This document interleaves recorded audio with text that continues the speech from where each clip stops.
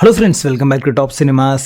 ராபின்ஹுட்னா பணக்காரங்க கிட்ட இருந்து திருடி ஏழைங்களுக்கு கொடுக்குற ஒரு ஹீரோவை தான் நம்ம இது வரைக்கும் பார்த்திருக்கோம். ஆனா ராபின்ஹுட் பாத்தீங்கன்னா ஒரு ஹீரோ இல்ல, பல பேர்களை கொண்ட ஒரு வயலண்டான கிரிமினல் அப்படின்னு சொன்னா உங்களால நம்ப முடியுதா? சோ இந்த ஆங்கிள் தான் ராபின்ஹுட் ஸ்டோரியை இந்த படத்துல சொல்லியிருக்காங்க. ஹியூக் ஜாக்மேனுடைய நடிப்புல வெளியான தி டெத் ஆஃப் ராபின்ஹுட் படம் உண்மையாவே ஒர்த்தா அப்படின்றத பாத்திரலாம். தி டெத் ஆஃப் ராபின்ஹுட் படத்துல நமக்கு தெரிஞ்ச ஹீரோய்க்கான ஒரு ராபின்ஹுட்டா இல்லாம ரொம்ப டிஃபரெண்டான ராபின்ஹுட்டை பார்க்கலாம். இவர் ஒரு வயதான அவுட்லாவா இருக்காரு. பல வருடங்களா ராபரி, வயலன்ஸ், மர்டர் மாதிரியான விஷயங்களை இன்வால்வ் ஆகி இப்ப தன்னுடைய பாஸ்ட்ல நடந்த விஷயங்கள் நினைச்சு கில்ட்டோட இருக்கிற ஒரு நபரா இருக்காரு. ஒரு கோரமான ஒரு சம்பவத்துக்கு அப்புறமா மோசமான நிலையில இன்ஜுரியோட இருக்கிற ராபின்ஹுட் பாத்தீங்கன்னா ஒரு ரிமோட் ஐலாண்ட்ல இருக்கிற ரிலீஜியஸ் பிரேயருக்கு இவர் கொண்டு போறாங்க. அங்க இருக்கிற சிஸ்டர் பிரிகிட் பாத்தீங்கன்னா இவரை குணப்படுத்துறதுக்கான விஷயங்களை செஞ்சிட்டு இருக்காங்க. இவங்களுக்கு இவர் தான் ராபின்ஹுட் அப்படின்ற விஷயமே தெரியாது. முதல்ல இந்த பீஸ்ஃபுல்லான ஒரு லைஃபை ராபின்ஹுட்டால அக்செப்ட் பண்ண முடியாம இருந்தாலுமே ஸ்டெப் பை ஸ்டெப்பா அவருடைய பாஸ்ட்ல செஞ்ச வயலன்ஸ், அவருடைய மிஸ்டேக்ஸ் எல்லாத்தையும் யோசிச்சு பாக்குற ஒரு இடமா அது அமையுது. அதே சமயம் அவருடைய பழைய பகைகள் எல்லாமே பாத்தீங்கன்னா ஒரு சின்ன பையனுடைய ரூபத்துல அவருடைய கண் முன்னாடி வந்து நிக்குது. இது ஒரு ஹீரோய்க்கான ராபின்ஹுட் ஸ்டோரி இல்ல,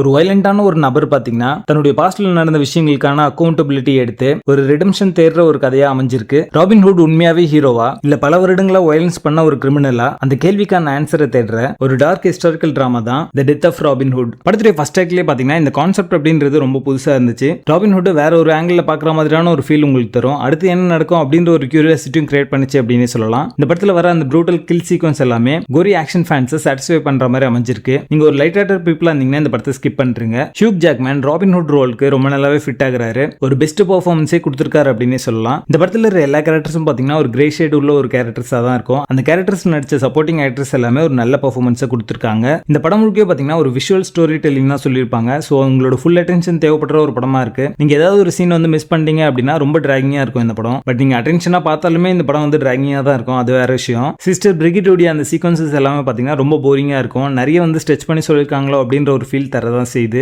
ராபின்ஹுட் தான் இறக்கிறதுக்கு முன்னாடி இருக்கிற அந்த கடைசி காலங்கள்ல எந்த மாதிரியான விஷயங்கள்லாம் செஞ்சாரு, அவருடைய கில்ட் எல்லாம் எந்த மாதிரி இருந்துச்சு, அவருடைய எண்ண ஓட்டங்கள்ல எந்த மாதிரியான விஷயங்கள்லாம் யோசிச்சார் அப்படின்றத நீங்க தெரிஞ்சுக்கணும்னு நினைச்சீங்கன்னா இந்த படம் உங்களுக்கானது. இவர் கொல்ல வந்த ஒரு பையன் கிட்ட இவர் பேசுற அந்த கடைசி டயலாக் பாத்தீங்கன்னா ரொம்ப இன்ட்ரெஸ்டிங்காவும் இம்ப்ரெசிவாவும் இருக்கும். நீங்க ஒரு ரிவெஞ்ச் அப்படின்னு போயிட்டீங்க அப்படின்னா உங்களோட லைஃப் எந்த மாதிரி டர்ன் ஆகும், உங்களை நம்பி இருக்கிற எல்லாருக்கும் என்ன மாதிரியான விஷயங்கள் இருக்கும், உங்களை சார்ந்து சில பேர் இருக்காங்க அப்படின்னா இன்னுமே உங்களுக்கு லைஃப் இருக்கு அப்படின்றத அந்த பையனுக்கு புரிய வைக்கிற அந்த காட்சிகள் ரொம்ப நல்லாவே இருந்துச்சு. அதுதான் இந்த படத்துடைய கோர் கான்செப்ட் அப்படின்னே சொல்லலாம். ஒவ்வொரு நைட்டும் பாத்தீங்கன்னா இவர் கண் மூடும் போது அவர் கொன்ன நபர்கள்லாம் இவருடைய கண்ணுக்கு முன்னாடி வந்து நிப்பாங்க அப்படின்றத அவர் சொல்லும் போது அது ரொம்ப இன்டென்ஸாவும் டெப்தாவும் இருந்துச்சு. அவருடைய சைட் கீக்கா இருக்கிற லிட்டில் ஜானுடைய கேரக்டர் வர சீக்வன்ஸ் எல்லாமே ஒரு மைல்ட் என்டர்டெயின்மெண்டா இருந்துச்சு அப்படின்னு சொல்லலாம். டெக்னிக்கலி சவுண்டான ஒரு படம் தான். சினிமாட்டோகிராஃபி, சவுண்ட் எஃபெக்ட்ஸ் எல்லாமே இந்த படத்துக்கு என்ன தேவையோ அதை அத்தன்டிக்கா கொடுத்திருக்காங்க. இந்த படத்துடைய கதைக்களம் 1247 நடக்கிற மாதிரி சித்தரிச்சிருக்காங்க. அந்த காலகட்டத்துக்கு ஏற்ற மாதிரியான அந்த ப்ராப்ஸ், செட் பீசஸ் எல்லாமே ரொம்ப ரியலிஸ்டிக்கா கொடுத்திருக்காங்க. அந்த காலகட்டம் இப்படிதான் இருந்திருக்கும் அப்படின்றது நம்மளுடைய கண் முன்னாடி நிறுத்திருக்காங்க அப்படின்னே சொல்லலாம். சரி, அதெல்லாம் விடுங்க. படம் பார்க்கலாமா வேணாமா அப்படின்னு கேட்டீங்கன்னா நீங்க ஒரு கமர்ஷியல் ஃபேனா இருந்தீங்கன்னா கண்டிப்பா வந்து இந்த படத்தை பார்க்காதீங்க. கண்டிப்பா இது ஒரு ஜீரோ என்டர்டெயின்மெண்ட் வேல்யூ உள்ள ஒரு படம் தான். உங்களுக்கு கண்டிப்பா ஒர்க் அவுட் ஆகாது. பட் ஆர்டிஸ்டிக்கான படங்கள்லாம் நான் பார்ப்பேன், ராபின்ஹுட் ஒரு டிஃபரெண்டான ஆங்கிள் பார்க்கணும் அப்படின்னு நினைச்சீங்க அப்படின்னா இந்த படத்தை நீங்க ஒரு முறை ட்ரை பண்ணலாம். பட் இந்த படத்துடைய பேசிங் பாத்தீங்கன்னா ரொம்ப ஸ்லோவா தான் இருக்கும். உங்களோட பொறுமையே ரொம்ப சோதிக்கும். இந்த படத்தை நீங்க ஒன் செட்டிங்ல பாக்குறதே பெரிய விஷயம். மொத்தத்துல இது ஒரு ஒன் டைம் வாட்சபிள் மூவியா வந்திருக்கு. இந்த படம் தமிழ் டப்பிங்ல Amazon Primeல அவைலபிளா இருக்கு. பார்க்கணும்னு நினைச்சீங்கன்னா செக் பண்ணி பாருங்க.